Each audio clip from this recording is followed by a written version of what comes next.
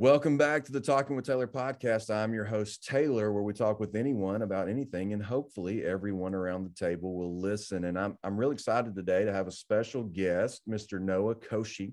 I met Noah two or 3 years ago in Honolulu at Hawaii Baptist Academy. He is now at Utah Valley University playing golf, and so we're going to talk a little bit about that. But Noah, how you doing today, man? Doing all right. Good, nice, man. Chilly. Let's see what the weather is right now. It's a nice chilly 45 degrees outside. For me, Hey, it's a little cold.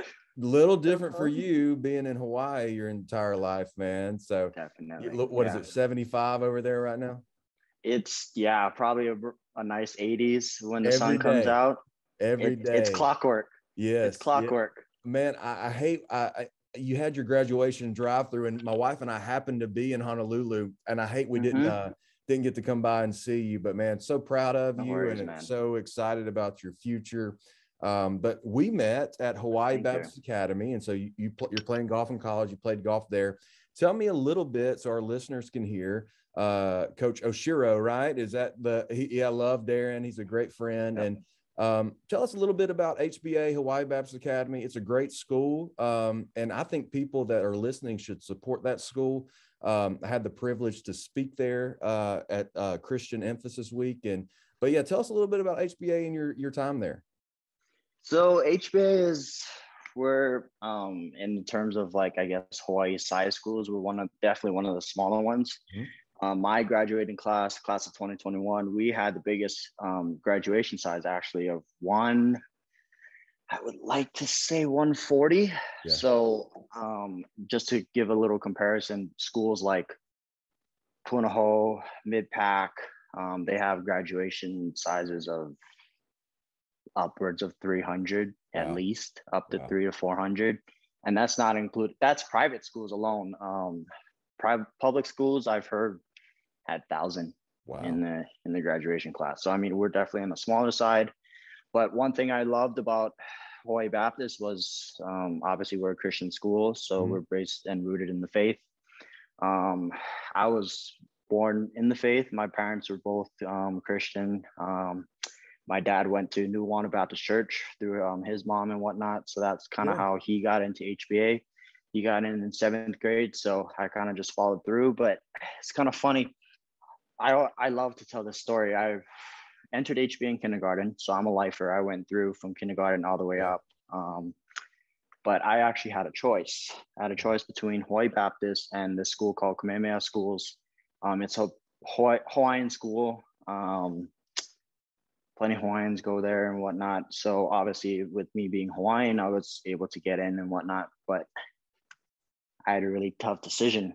I had to choose between Hawaii Baptist, smaller Christian school, or Kamehameha with, my nationality and whatnot. So I just remember laying in bed one day after I got accepted into both schools. I obviously had to make a decision.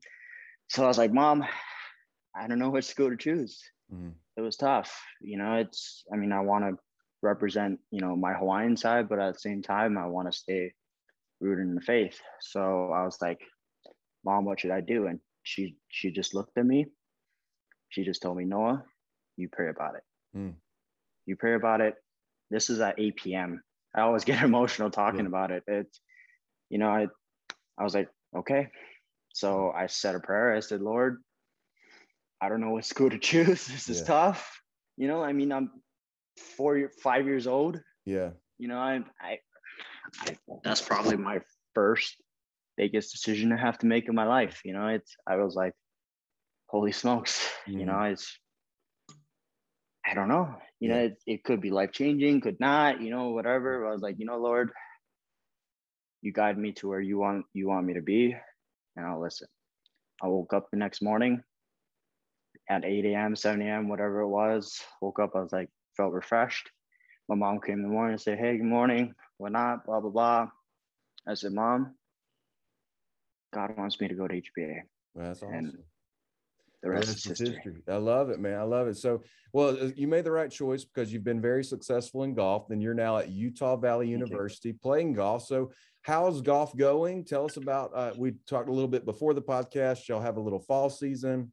but technically you're a spring sport. So how's golf going, and what's your season looking like? It's definitely been an adjustment. I'm coming from HBA. Obviously, we're a smaller school. We won state champs for first time in our school history and whatnot, blah, blah, blah. But coming from Hawaii being a literal dot in the middle of the biggest ocean on planet Earth, you're not really exposed to all of this up here. I mean, your competition is basically the same week in, week out. It's the same 7, 8, 10, 12 kids, however much. And that's not including the adult tournaments. But even then, you're really competing against the same guys week in, week out. So you want to fly up here to get exposure by college coaches. It's $1,200 a crack for collegiate or to play in junior golf tournaments up here that are nationally ranked. So coaches can kind of fly out, drive out, whatever, come watch you play. So it's that part in itself has been an adjustment to, okay, these guys are, I mean, Utah Valley is a Division I school. So playing Division I golf has been my dream since 8th grade. And ever since I've heard of competing in collegiate golf, that's just been my dream. So it's, it's like, okay, we're here. We're finally here. But these guys are equally as good as you, if not better. Right. So I've just put so much pressure on myself to say, hey, you got to compete. You got to keep up. I mean, these guys we're not a Division I school for just no reason. We're D1 for D1. That's right. So, I mean, same 5 guys have been traveling these past 5 events. So me and a couple other guys have just been sitting here working on our games, doing schoolwork. I've been adjusting to the cold, let alone, it's everything for me has been a real big adjustment. But I mean, I think right now it's starting to, I'm kind of feeling my ground a little bit now. I mean, kind of sucks to suck that it's right at the ending of fall season. And it's like, well, you could have figured this out a little sooner, no? But everything kind of happens for a reason. So, but it's fun. Well, it's good, man. That's awesome.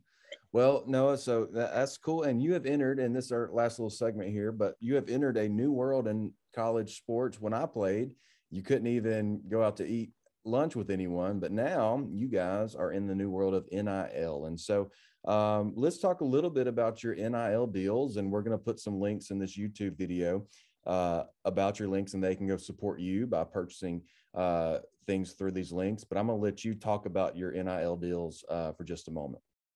Okay, so I'll give a little brief introduction as well.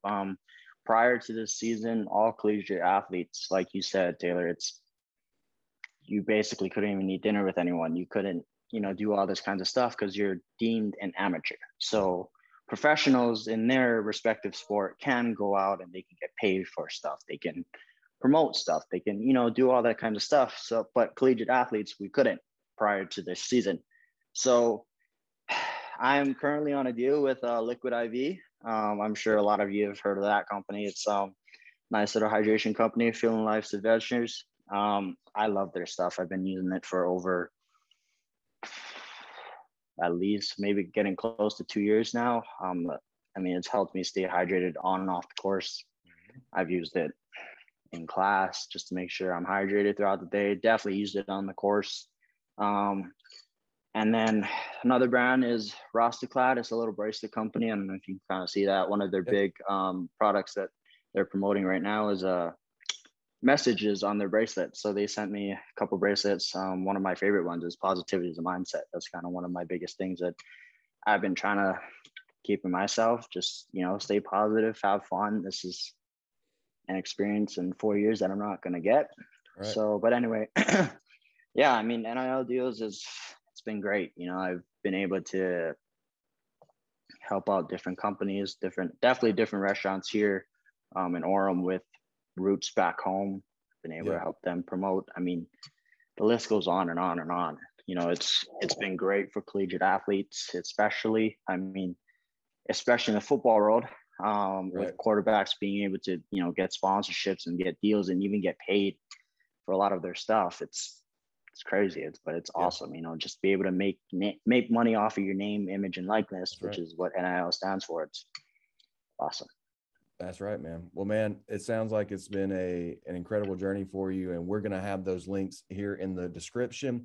Noah, thank you so much for being on the podcast today. And Noah, good luck this season, and congrats on the NIL deals. And hopefully we'll see a lot more coming in. But guys, thank you so much today for listening to the Talking with Taylor podcast.